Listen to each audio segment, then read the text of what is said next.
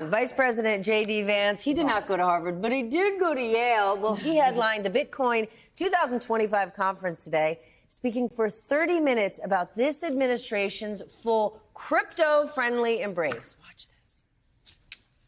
I'm here today to say loud and clear, with President Trump, crypto finally has a champion and an ally in the White House. The consistent fear that I hear with all the great things that have happened over the last couple of months, the consistent fear that I hear is that there's still this perception that digital assets are not welcome in the mainstream economy. We want our fellow Americans to know that crypto and digital assets, and particularly Bitcoin, are part of the mainstream economy and are here to stay.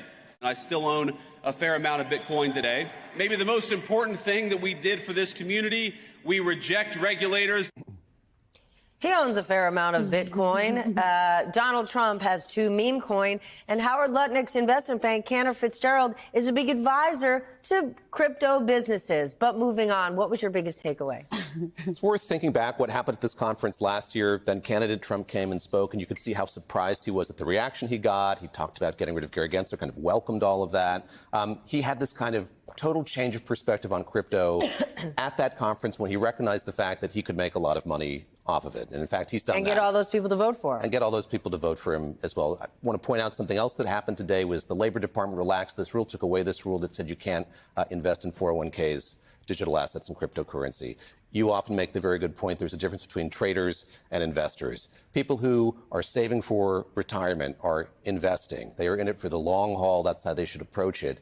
There is some incongruity when it comes to putting digital assets that have the amount of volatility that we've seen since their inception into portfolios like that. And you talk to seasoned investors who say, look, it should be a little spicy sauce on your portfolio. You don't want to put all of your money into digital assets. Well, there are going to be people who listen to J.D. Vance, listen to Donald Trump talk about this. They're going to think, you know what?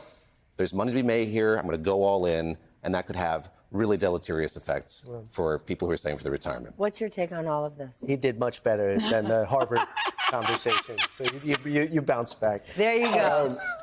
Look, this entire administration is engaging in a cash grab while they joyride the White House. J.D. Vance is a young man, and he is thinking about future entrepreneurial pursuits. He's thinking about what his business profile looks like. Let me be clear, babe. He doesn't need future entrepreneurial pursuits. They're making so much money in this White House, they don't need to do anything 4 years from now. They can all buy their own islands. They don't need to be entrepreneurs in the future. It is something else. But we can't forget about how nations are leveraging the Trump meme coins here. Talk about this. This is so important. It is the greatest untold story right now. You have the ability of any nation to set up an LLC, and we've already seen this occur, by tens of millions of dollars of the Trump meme coin. Trump makes money twice in that way. He makes money on a transaction fee and makes money because the asset of which he still holds millions and millions of goes up. He owns the exchange and he has the meme coin. And the meme coin has no underlying value. None.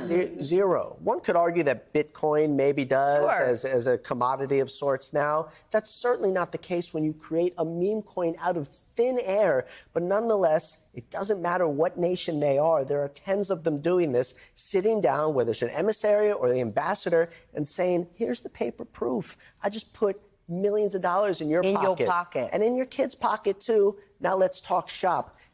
That's not just corruption. That's illegal. It's unconstitutional. But it's happening every single day right now. It's illegal. It's unconstitutional. But what's going to stop it? You've got an SEC chair who's a crypto booster. There's no one that's going to stand in the way of this. No, and I have to say, crypto got so excited about Trump because they thought, oh, this guy's not going to regulate us.